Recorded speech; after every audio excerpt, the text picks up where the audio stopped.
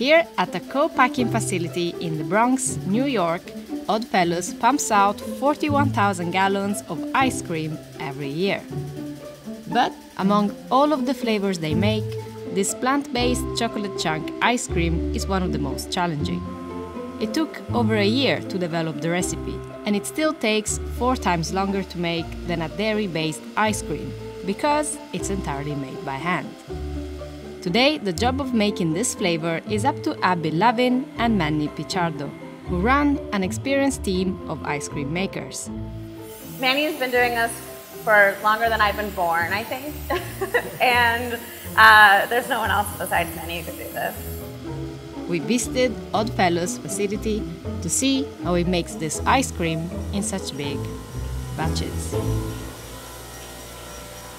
The day begins with making the ice cream's base, which contains 120 pounds of dark chocolate chips and 100 pounds of cashew butter. Manny and his team start by pouring the bags of dark chocolate chips inside a heated mixer. They add in large buckets of warm water and constantly stir the chocolate for an hour, until all of the chunks have dissolved into a liquidy mix. So this is when you know that the chocolate is ready, completely melted to be, mixed with the rest of the ingredients. The melted chocolate is then pumped through this tube into a holding tank, which continues to mix the chocolate so it doesn't harden.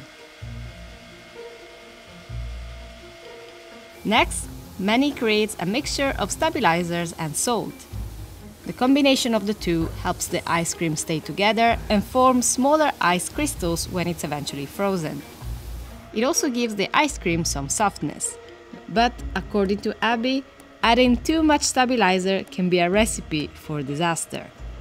If you have too much stabilizer, it melts really quickly, it becomes really chewy. If you have too little stabilizer, it's really hard. It's hard to scoop, it's hard to eat. So having not only the right amount of stabilizer, but the right type of stabilizer is really important. They add more water to the mix and continue stirring it to maintain the smooth consistency before adding in 50 pounds of invert sugar. Invert is sweeter than sugar, and it really helps bring a nice soft mouthfeel to the ice cream, and not let it get too icy and not too sweet, but sweet enough that it's delicious. Next, it's time to turn cashew butter into cashew milk. So we're using cashew concentrate. It's pure ground cashew, and we're using this as 50% of our base. This is our protein. This is what gives it that really rich dairy-like texture and flavor. 100 pounds of cashew butter is scraped out of these buckets into the mixer and combined with cold water. Because there isn't any dairy in this ice cream, all of the fat needed to give it its structure and texture comes from the cashew butter. And while many other nuts like almonds or macadamias could be used, Abby and her team prefer using cashews because of their creaminess and more neutral flavor with chocolate. We found that adding water to the cashew concentrate gave it a creamier texture. We don't want it to be too thick because then you're just tasting cashew. We want it to be really creamy. And you don't want to get any piece of chunks of the cashew. So that's why it's supposed to be melted the right way. So this is about the same thing like when we melted the chocolate. If you see there's no chunks on the spatula, then you know it's ready. It's ready to be mixed with the other ingredients, and we're almost done to start running. The final mix is then pumped into this holding container before it's frozen and aerated. A really important part of the vegans is that it has to move. Because if it sits, it can congeal. So we're moving it right now. We have to keep it agitated until we can spin it and it'll stay in the ice cream form. At first, the ice cream comes out liquidy.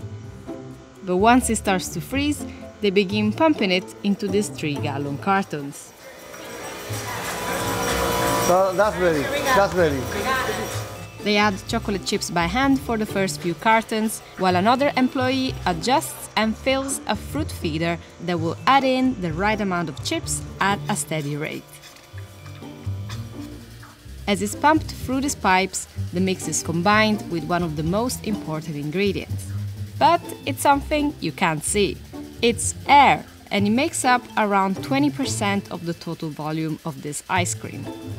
Air is what makes or breaks ice cream, in my opinion. The air creates volume, it creates texture. It's one of the most important ingredients, actually.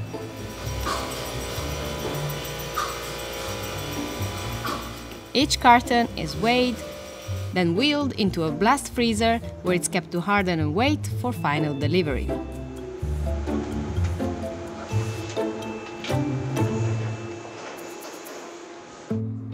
At OddFellows Domino Park location in Williamsburg, they sell around 60 gallons of ice cream every week and offer over 20 flavors. From wasabi chocolate chip to mango sticky rice, the flavors are non-traditional and draw a unique clientele. Our customers are super adventurous, and they know that when they come into our ice cream shop, they can get cookies and cream ice cream, but they're also super excited to try our more odd flavors, and that's what brings them in, that's what brings them back. It's actually delicious. But sometimes people just want a traditional flavor that's slightly different, like the vegan chocolate chunk. So I'm new to the vegan ice cream scene, and this is a lot better than what I expected. It still has like the creaminess and the richness that you would get from like your typical traditional ice cream scoop, but it has like a lightness to it as well, which is really nice. And you get some really nice chunks in here too. Can't say no. So yeah guys, come to OddFellows, get your vegan ice cream.